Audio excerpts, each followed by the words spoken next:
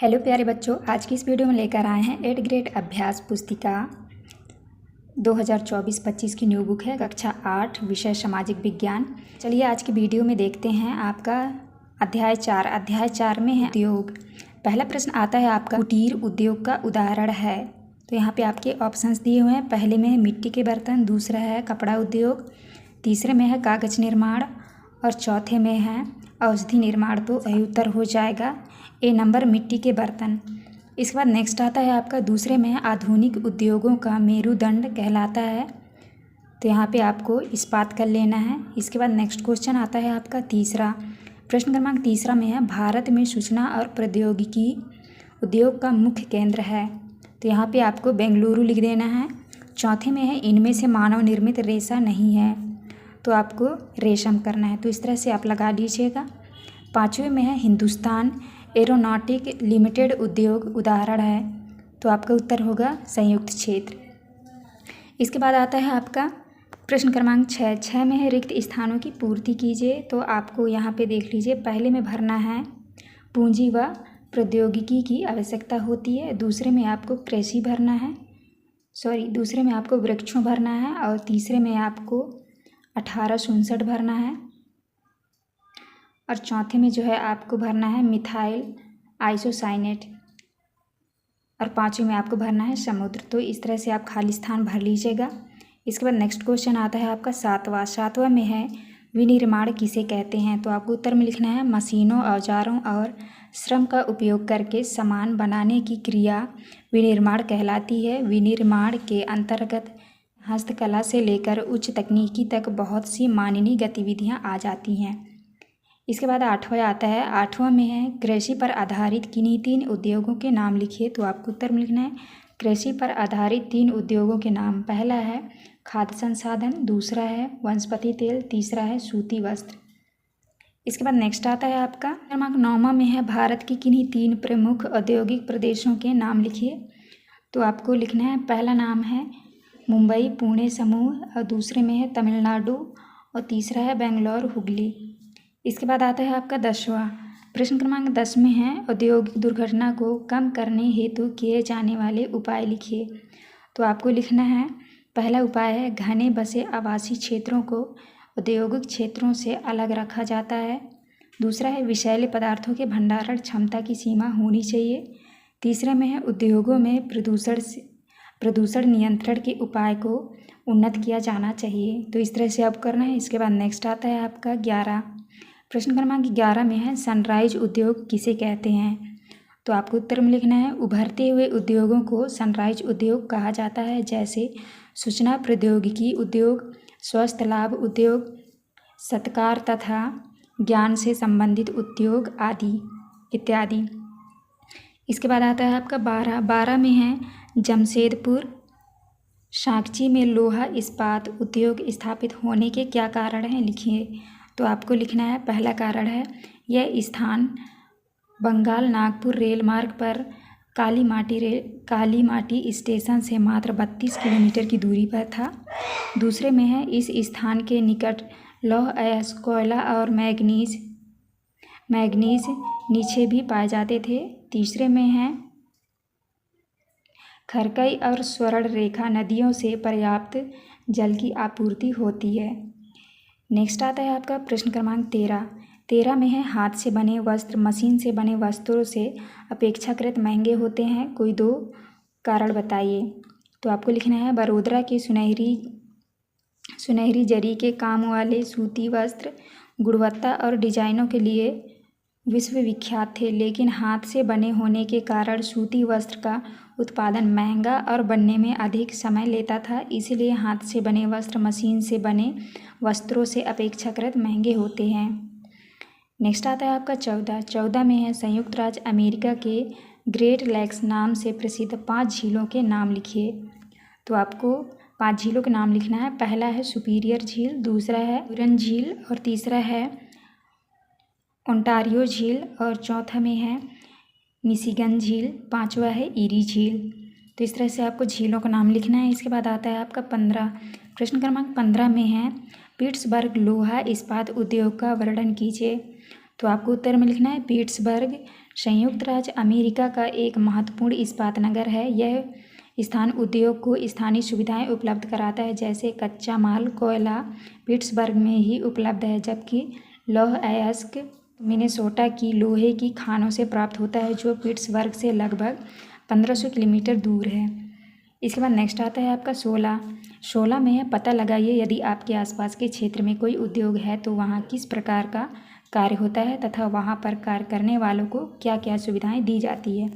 तो आपको उत्तर में लिखना है हमारे आसपास के क्षेत्र में सीमेंट उद्योग, कोयला उद्योग, कपड़ा उद्योग है। इन उद्योगों में सीमेंट, कोयला, कपड़ा बनाने का कार्य किया जाता है। वहाँ पर कार्य करने वालों को रोटी, कपड़ा, मकान आदि सुविधाएं दी जाती हैं।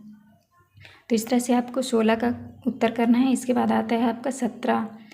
प्रश्न क्रमांक 17 में है झोंका भट्टी किस प्रकार कार्य करती है, उसका नामांकित चित्र बनाइए।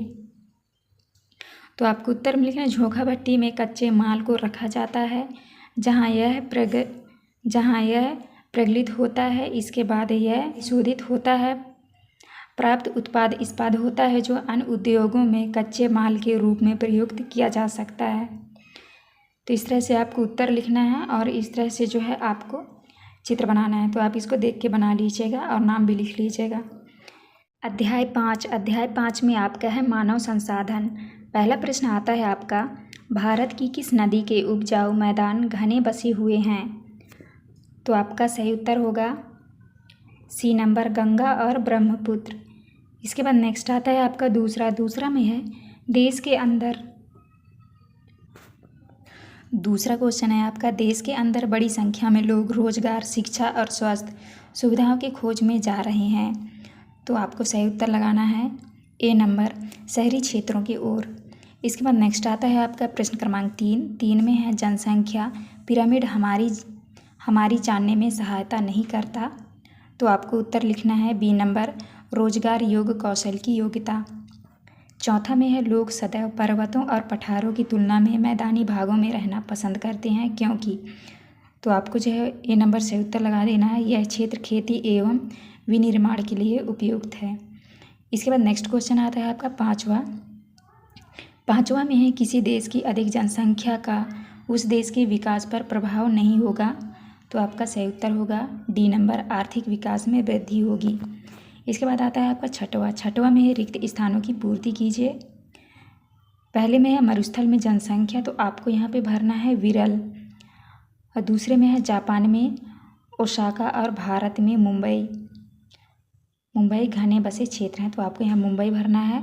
और तीसरे में आपको जनसंख्या वृद्धि।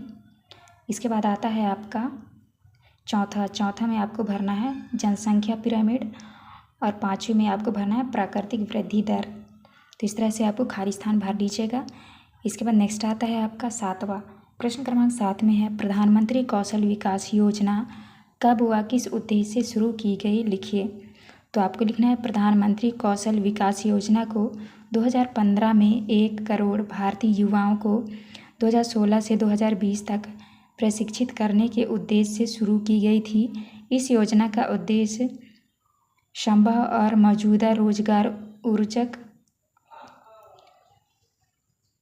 रोजगार अर्जक को गुणवत्ता प्रशिक्षण प्रदान करके रोजगार योग्य कौशल की योग्यता को प्रोत्साहित करना है। इसके बाद आता है आपका 8वां में है भारत की जनसंख्या का औसत घनत्व कितने व्यक्ति प्रति वर्ग किलोमीटर है। तो आपको उत्तर में लिखना है भारत की जनसंख्या का औसत घनत्व 382 व्यक्ति प्रति वर्ग किलोमीटर है। इसके बाद आता है आपका 9वां।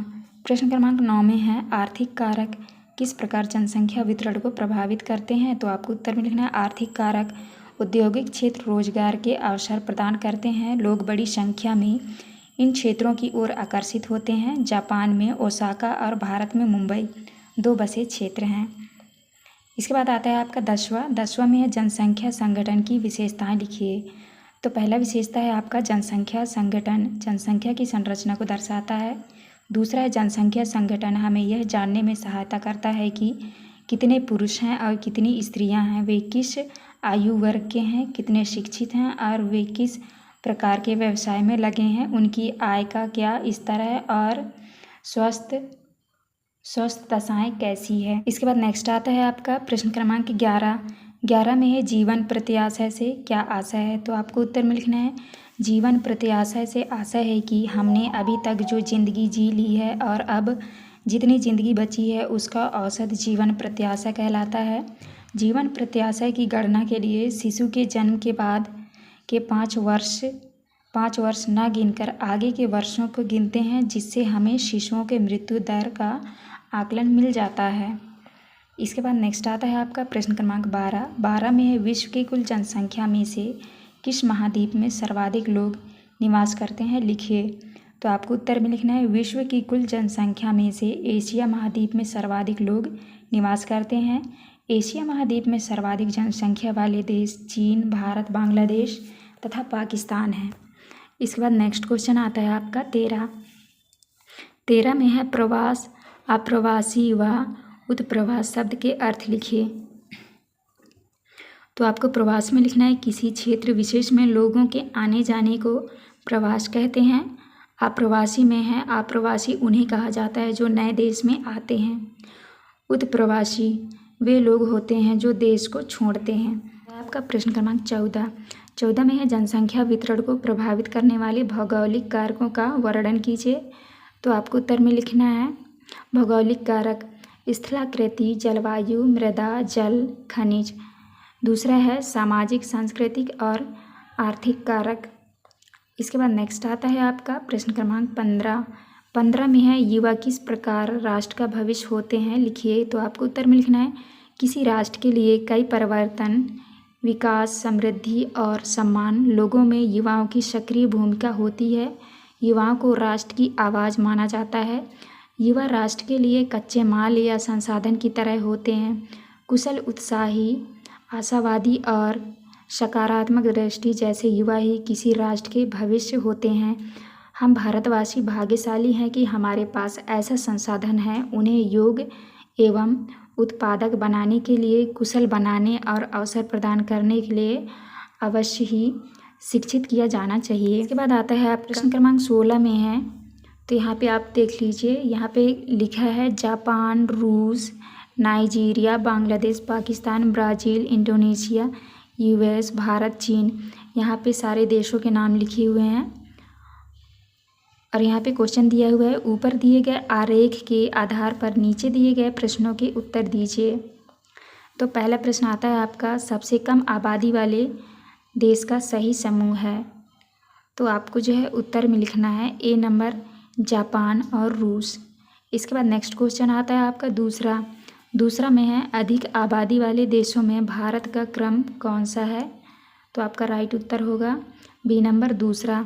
तीसरे में है 200 मिलियन से अधिक घनी आबादी वाले देशों का समूह है। तो आपका उत्तर हो जाएगा सी नंबर भारत, चीन, ब्राज़ील, इंडोनेशिया। तो इस तरह से आपको कर लेना है। ये था लास्ट क्वेश्चन। यहाँ पे हमारी वीडियो कंप्लीट होती है। वीडियो अच्छी लगी तो प्लीज़ हमारे चैनल को लाइक एंड सब्सक्राइब करिएगा। मिलते हैं अब नेक्स्ट वीडियो।